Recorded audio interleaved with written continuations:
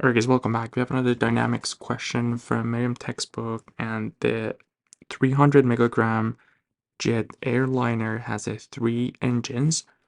Each of them produces a nearly constant thrust of 240 kilonewtons during the takeoff roll. We need to determine the length of S runway required if the takeoff speed is 220 kilometer per hour. So we have the velocity of the takeoff 220 kilometer per hour.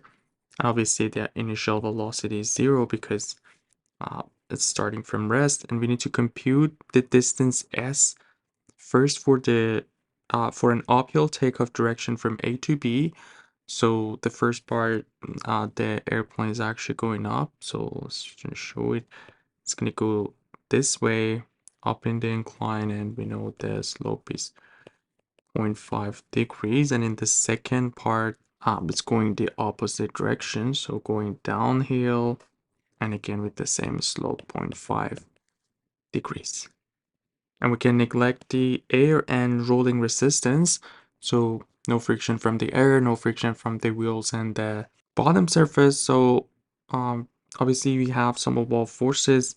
We can define our x and y. Maybe let's just call our x in this direction x. That way our sum of all forces in x direction will be equal to mass times acceleration in x direction. So let's just show, as always, start with the free body diagram and all the forces that we have. We can consider one normal force as a net force applying to the airplane.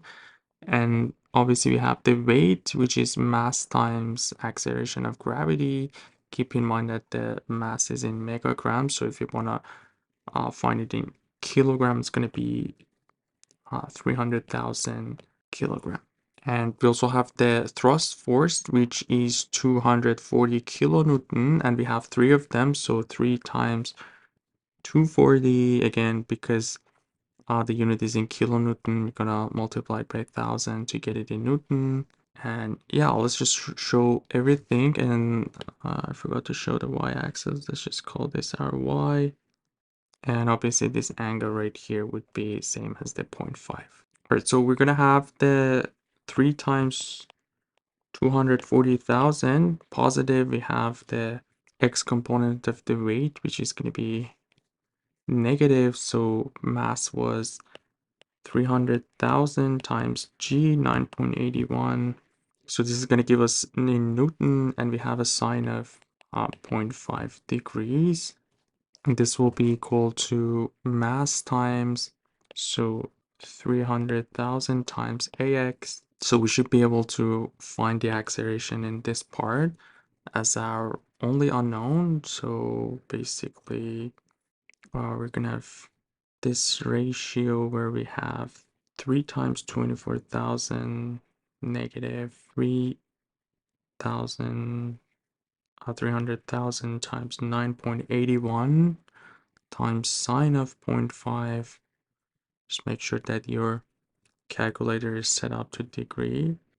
Yeah, so that's going to give us the acceleration 2.31 meter per second squared. And keep in mind that we're interested in the distance. So here, if we just use our formula v squared minus v initial squared 2ax times the distance, we can just set 0 at the beginning, so s is what we are interested. So our s would be, keep in mind that we have also kilometer per hour, which we need to do a unit conversion, and we're just gonna divide it by 3.6 to get it in meter per second, and we just have to divide this by 2 times 2.31.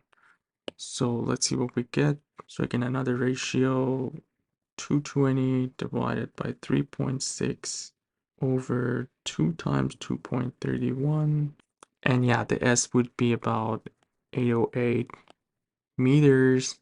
And if you want to get more accurate answer, we can just do 3 digits in here. That was the A part. For the B part, again, we're going to start with the free body diagram. Let's just show all the forces. One normal force, same weight. and same thrust, force, and we're just going to call our x this time in this direction. So this will be our x and this will be our. So as we can see now, the difference is that the weight and the thrust force are along the same direction. So our sum of all forces in x is going to be different, and it's going to give us a different acceleration. So the sum of all forces, obviously we have the thrust force and we have the x component of the weight, also positive. So the weight was 300,000 times 9.81 times, again, sine of 0.5 degrees. This is going to be equal to mass times AX. So our AX would be different. So 3 times 240,000 plus 300,000 times 9.81 times sine of 0.5 over, yeah, so this time the acceleration would be 2.49, or let's just do 486 meter per second squared. Like obviously going down is going to go faster because the weight of the plane is helping. So we expect more acceleration in this part compared to the previous section. The rest is the same. So we have the same formula in here again. 220 over 3.6 squared is equal to 2 times AX 2.486 times the distance S. So 220 divided by 3.6 all to the power of 2 over 2 times 2.486.